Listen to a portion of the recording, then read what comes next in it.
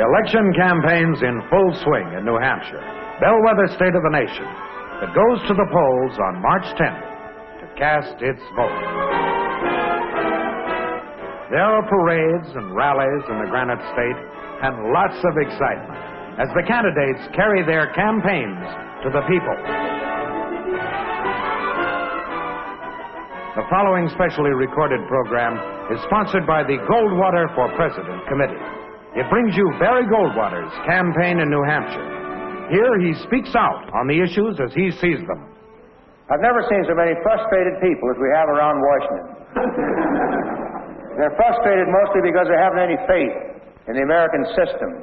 They've lost confidence in the Constitution. They've lost confidence in the fact that a strong nation has to be strong, has to show its strength, and has to let its enemies know what they're going to do. The question in my mind is, how can you prevent war with policies that are making communist countries content with communism, or foreign aid policies that are making them even more content? And at the same time, nuclear policies which alienate our NATO allies. You cannot stop a man who has vowed to bury you by sending him shovels, by feeding and clothing his friends, while denying your friends the means to help protect you. You can't stop him by letting him edge up closer and closer to you, as he's doing right now. Now, I firmly believe that the only way to secure the peace without war is to pile on the economic pressures that will disrupt the enemy, lose him his friends, and confront him with a united and a determined NATO and a very firm and understandable foreign policy. Now, this leads me up to the subject of peace. Since President Eisenhower left office, our foreign policy position has deteriorated until today we watch almost daily the slippage of the United States around the world as more and more and more countries begin to disbelieve us, begin to distrust us, and begin to look elsewhere for the leadership that must be portrayed if peace is to be obtained and maintained in this world. Here again on the same subject, foreign policy. Foreign policy is far and away the greatest interest. I would say that it ranks probably 8 to 10 times above the next issue that seems to be on the minds of the people of New Hampshire. Now, you'd normally expect more interest on the eastern seaboard in this subject, but I find on the West Coast and in the Rocky Mountains and the Middle West the same concern for what's happening to America around the world. And I find a great and growing desire to see a change that will result in a foreign policy that can guarantee peace in this world for our lifetime and the lifetime of our children and our grandchildren. Peggy and I have 4 children, and we have 4 grandchildren. And I don't want to see this country reach the point that the only escape other than surrender to slavery is a war. I think with proper guidance, I think with sensible guidance, with courage, not cowardice, with firmness, not weakness, that we can contribute to the peace that will keep these children and grandchildren at peace and comfort during their lives. It's just a short hop by plane from Washington to New Hampshire, and Barry Goldwater's made the trip many times in the last month. He puts the flying time to good use, keeping up with national affairs and his many responsibilities in the Senate. A familiar sight, and more familiar sights to the veteran campaigner. Brother, was it cold in February, but a touch of cold can't stop a campaign, can't stop a New Hampshire crowd. They came out in droves to hear what this candidate had to say, and he spoke out on foreign policy, Social Security, communism, foreign aid, the United Nations, Cuba. Wherever he went, he faced the same issues, the same questions, and he answered them the same way. He told the people he supported Social Security, but he was concerned that inflation would devalue their Social Security dollar. He told the people only a strong America can guarantee freedom. He said appeasement and accommodation cannot assure peace. He called for personal responsibility in government at the local level because Barry Goldwater wants to give the government back to the people. He called for a re-examination of the UN Charter. Listen now as he speaks out on the UN.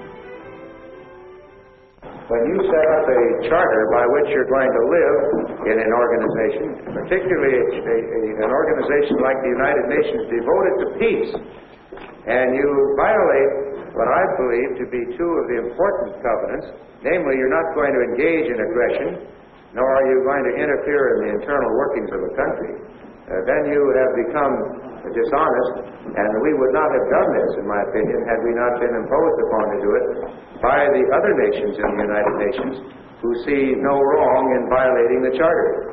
This is the same, we get into the same position when we argue about Red China coming in the United Nations. The Charter very clearly says no aggressor nation shall belong to the United Nations. We already have Russia, and to me it's an academic argument. We say they can't come in, so if we say that, Red China can't be admitted. But you and I know that the chances are pretty good for their being admitted. This is one of the reasons that I have repeatedly suggested that the United Nations meet for a charter revision. And now the people of New Hampshire speak out for Barry Goldwater. Well, I just had the pleasure of shaking hands with our next president, I'm pretty sure. I like his plan, and I like his way of speaking. And I think he's going to keep his promises, his campaign promises. Right. And I know one thing. He won't be a yes man for any party. Well, I don't think of him so much really as a politician, but just as a man. I'm very impressed with him. I'm extremely proud that we have an American with guts enough to put America back where it belongs. I'm opposed to foreign aid, economic aid.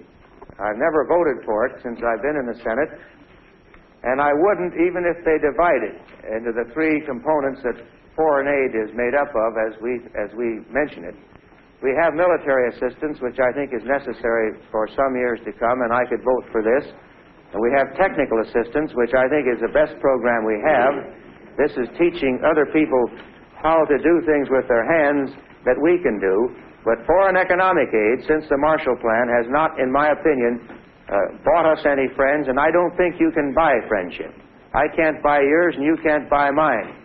But if you show me how to do something that you know how to do that makes you live better than I do, I'm going to be your friend. And that's the way I think we should be proceeding. If we have to have foreign aid, if we can't live without it, and I think we can, then why not try a multilateral approach where some other countries get in the act? We may be the richest country in the world, but we can't afford to support the rest of the world much longer. In the course of Barry's campaign, he's traveling the length and breadth of the country, literally thousands of miles. And wherever they can, his family, his wife, Peggy, and their 4 children are joining in his campaign. He's meeting the people face to face, and they're getting to know him and his family. Here's his younger daughter, Peggy. They call her Little Peggy. And his younger son, Mike. It's because he's a devoted family man that Barry Goldwater entered the presidential race. Because he believes so strongly in a free America. Because he's dedicated to preserving the peace for all American families. Wherever he goes, he speaks out, clearly and forcefully on the issues, answers questions, explains exactly where he stands on domestic and foreign policy. Everywhere he goes, the people are responding with enthusiasm for this new and different kind of statesman. Barry Goldwater has been constantly on the go. It's a grueling schedule. And whenever he can, he catches a quick nap here with his daughter, Peggy. And with his wife, Peggy. But soon it's back to the campaign, where Barry Goldwater is calling for courage and integrity in meeting problems. He's calling for an end to do-nothing policies, for progress based on the dynamic principles of the Republic. He's calling for a rebirth of individual freedom. We put our reliance upon freedom, upon the free enterprise system. We reject, therefore, the ideas of the economic planners in Washington that a group of people sitting in Washington can plan what the country is going to make, where it's to be made, the quality of the product, the price of the product, the wages to be paid, the profit to be made, etc., etc. We know that this system, which in simpler terms is called socialism, has never worked in the history of the earth and is not working today in countries where it's been tried. Thank you very much. I hope you make it. Thank you very much. Read your book, agreed with you long ago. Thank you. Thank you, sir. How do you do? Hi, how are you? Well, I think Mr. Goldwater is the man that we need. I think this country has gone away from the principles on which it was founded, and I think he's the man that will bring us back to the days of free enterprise and the vigor and youth that this country had and the enthusiasm that the people had. As far as I'm concerned, he's the only man that should be president because he is the only man who stands for something. I think he's the first man to run for president that I've seen in the past 30 years that will stand on the principles of the founding fathers who wrote the federal Constitution. Social Security is a contract between the federal government and you. And when I say you, it's all of we American people who pay Social Security. I don't believe in breaking contracts, and neither does the government. And I have never at any time advocating doing away with Social Security. Now, what I am concerned about, though, and I wish there were more of us in the Senate like Norris Cotton and myself who do worry about this, is the fact that you, all of us, paying our money in, paying our dollars into Social Security, when we get to the age to get it back, we're not going to get our dollar back. Now, the dollar today has reduced in value over 50% from what it was a mere 20 years ago. Yet we're going to see a greater decrease with more and more inflation. Now, I don't believe in inflation, and I don't think we need to have unusual inflation in this country. But to invite inflation by the constant deficit spending that we're doing, this is what I'm trying to talk about in Social Security. I'm trying to get the older people and the younger people to realize that if this kind of wasteful expenditure continues in our government, that when it comes time for them to get their Social Security, they're not going to do too well. And I don't think you have to go further than to ask the recipient today of Social Security if they're living very high off the hog. And they're not. I remember when I first went to work, I read an ad in a magazine that's long since out of business, retire on $125 a month. And they had a picture of a man and his wife sitting under a palm tree or an orange tree in Florida. So I bought one. It's all paid up. And when I get to be 65, I can retire on $125 a month. Trouble is, that won't even buy an orange tree.